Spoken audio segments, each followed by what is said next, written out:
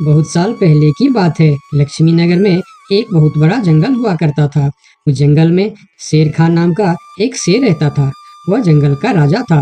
उसके शासनकाल में जंगल के सभी जानवर सुखी और शांति से रहते थे। यदि जंगल में कोई भी जानवर गलत काम करता तो शेर खान उसे दंड देते थे। वह कमजोर जानवरों की रक्षा भी करते थे।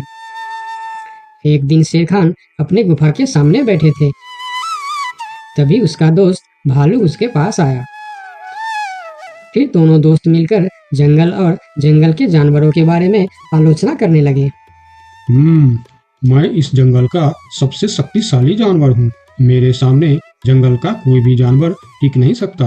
क्या कहते हो भालू भाई? ये तो तुमने बिल्कुल ठीक कहा, लेकिन हाथी के सामने तुम बिल्कुल चूहे जैसे दिखते हो।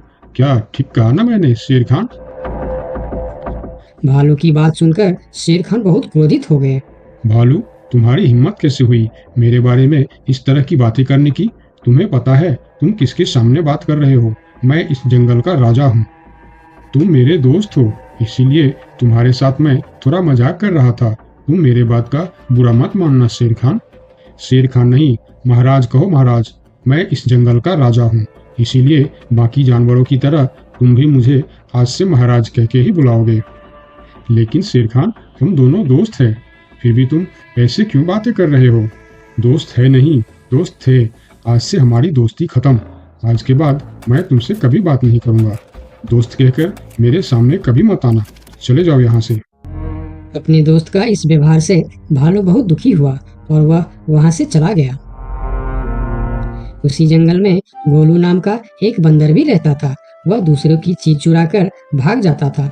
एक दिन गोलू की चोरी करते समय शेर खान के एक सिपाही के द्वारा पकड़ा जाता है और उसे शेर खान के सामने विचार के लिए लाया जाता है।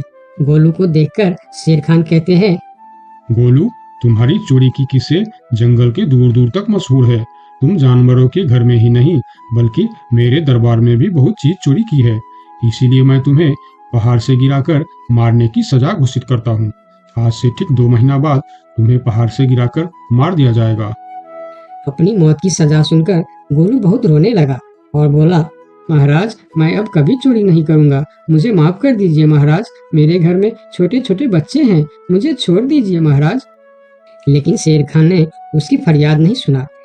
तब एक सैनिक उसे ले जाकर जेल में बंद कर देता है। उधर गोलू का दोस्त भोलू को जब इस बात का पता चलता है तब वह गोलू से मिलने के लिए कैद खाने में पहुंच जाता है और उससे कहता है, देखा गोलू, तुम पकड़े गए ना। मैं तुम्हें कितनी बार कहा था कि चोरी करना छोड़ दो। अब क्या होगा बताओ, कैसे निकलोगे यहाँ से? ये सब छोड़ो भोलू भाई, जो होना था वो हो गया। मुझे तो बस अपने परिवार की चिंता हो रही है। काश मैं मरने से पहले उनके लिए कुछ कर पाता। मेरे छोटे छोटे बच्चे हैं, बीवी है, अब उन सब का क्या होगा? मेरे बिना वह भी जीवित नहीं रह सकते। गोलू की बातें सुनकर भोलू सोच में पड़ गया। फिर वह शेर खान के पास गया और बोला, महाराज, मैं गोलू का दोस्त भोलू हूँ। मैं आपसे कुछ कहने आया हूँ। तो तुम गोलू का दोस्त भोलू हो? ठीक है, बताओ क्या कहना चाहते हो तुम?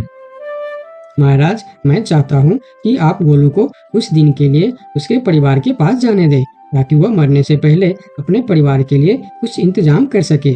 मरने वाले का आखिरी इच्छा पूरा कीजिए महाराज। आप एक बार उसके परिवार के बारे में भी सोचिए। गोलू ने जो किया उसमें उसके परिवार की क्या गलती है? अगर आप उसे कुछ दिन के लिए अपने परिवार के पास रहने दोगे तो शायद उसका परिवार बच जाएगा। मैं इस बारे में तुम्हारी कोई मदद नहीं कर सकता। अगर अपने परिवार से मिलने के बहाने गोलू भाग गया तो मैं किसको सजा दूंगा? शेर खान की बात सुनकर भोलू थोड़ा सोच में पड़ गया। फिर बोला, तो ठीक है महाराज, आप गोलू को छोड़ दीजिए। जब तक गोलू वापस नहीं आ जाता मैं उसकी जगह कैद खाने में रहूंगा। और अगर वह कभी वापस नहीं आया तो क्या तुम उसके हिस्से की मौत की सजा भी लोगे? थोड़ा सोचकर बताओ। हाँ महाराज, मैं इसके लिए भी तैयार हूँ। भोलू की बात मानकर शेर खान ने गोलू को कैद से निकालकर भोलू को कैद खाने में डलवा दिया। तब बाहर निकलकर गोलू ने भोलू को बोला, दोस्त, तुम चिंता मत करना, मैं समय से पहले ही वापस आ जाऊंगा। ऐसा कहकर गोलू वहां से चला गया और भोलू गोलू की जगह कैद खाने में रहने लगा। इस तरह बहुत दिन बीत गया। लेकिन गोलू वापस नहीं आया। तब एक दिन शेर खान भोलू के पास आया। देखा बंदर, मैंने कहा था ना गोलू वापस नहीं आएगा। अगर कल सुबह तक गोलू वापस नहीं आया तो शर्त के अनुसार कल शाम के समय तुम्हें पहाड़ से गिरा दिया जाएगा। अगले दिन भी जब गोलू वापस नहीं आया तब शेर खान और उनके सैनिक भोलू को लेकर पहाड़ के किनारे पर गए। फिर भोलू को खाई के किनारे खड़ा करके शेर खान ने कहा, देखा ना मूर्ख बंदर, तुम्हारे दोस्त तुमको धोखा देकर चला गया। अब तुम मरने के लिए तैयार हो जाओ। लेकिन इस बार भी गोलू नहीं डरा और बोला, कोई बात नहीं महाराज, मैं अपने दोस्त के लिए मरने के लिए भी तैयार हूँ। मैं यह जानकर बहुत खुश हूँ कि मेरा दोस्त अपने परिवार के साथ खुश है। मेरे आगे पीछे और कोई नहीं है। मैं तैयार हूँ महाराज। शेर खान और भोलू के बीच बातचीत चल ही रही थी कि तभी थोड़ी दूर पर गोलू उनके और आता हुआ दिखाई दिया। फिर पास आकर उसने बोला, तुम्हें ऐसा करने की कोई जरूरत नहीं है दोस्त। तुमने मेरे लिए जो किया उसके लिए तुम्हारा बहुत बहुत शुक्रिया। अब मैं अपनी सजा पूरी करने के लिए तैयार हूँ। महाराज, छोड़ दीजिए मेरे दोस्त को। गोलू, तुम्हें वापस आने की क्या जरूरत थी? मैं यह सजा ले लेता था। तुम्हारे घर में छोटे छोटे बच्चे हैं, बीवी है, उनका क्या होगा?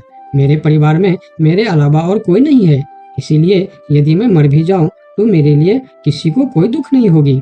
तुम यहाँ से चले जाओ। नहीं दोस्त, गलती मैंने की है, इसीलिए सजा भी मुझे ही मिलनी चाहिए। उन दोनों की दोस्ती को देखकर शेर खान सोचने लगे, ये दोनों अपने दोस्ती के खातिर एक दूसरे के लिए जान देने के लिए तैयार है, और मैं एक छोटी सी बात के लिए अपने सबसे अच्छे मित्र भालू से दोस्ती तोड़ दी। यह मैंने बहुत बड़ा गलती कर दी। मुझे इसका प्रायश्चित करना ही होगा। किसी को मरने की कोई जरूरत नहीं है। तुम दोनों की दोस्ती देखकर मैं गोलू की सजा माफ करता हूँ। और याद रखना गोलू, अगर तुमने फिर से चोरी की तो अगली बार मैं तुम्हारी सजा माफ नहीं कर पाऊंगा। नहीं नहीं महाराज, आज के बाद मैं फिर कभी ऐसा गलती नहीं करूंगा। आज से मैं ईमानदारी से मेहनत करके अपना परिवार चलाऊंगा। आपका बहुत बहुत धन्यवाद महाराज। ठीक है, अब तुम लोग यहाँ से जा सकते हो। उनके जाने के बाद शेर खान सीधा अपने दोस्त भालू के पास गया। भालू मेरा दोस्त, मैं यहाँ तुमसे माफी मांगने के लिए आया हूँ। मैंने जो उस दिन तुम्हारे साथ व्यवहार किया वह बहुत गलत था। मैं बहुत शर्मिंदा हूँ। मुझे माफ कर दो मेरे दोस्त। लेकिन महाराज, आपने तो कहा था। महाराज नहीं, शेर खान बोलो, शेर खान। आज से तुम मुझे महाराज नहीं, शेर खान ही बुलाओगे, क्योंकि दोस्त एक दूसरे के नाम लेकर ही बुलाते हैं। आज से तुम मेरे सबसे अच्छे दोस्त हो।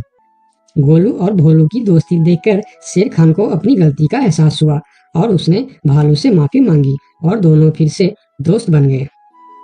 तो दोस्तों, इस कहानी से हमें यह सीख मिलता है कि कभी कभी दूसरे के अच्छाइयों को देखकर भी हम अच्छा बन जाते हैं। इसीलिए हमें हमेशा अच्छे लोगों के साथ ही दोस्ती रखनी चाहिए और अच्छे अच्छे काम भी करनी चाहिए। आपका बहुत बहुत धन्यवाद। ऐसे ही रोचक वीडियो देखने के लिए हमारे चैनल को लाइक एवं सब्सक्राइब करें।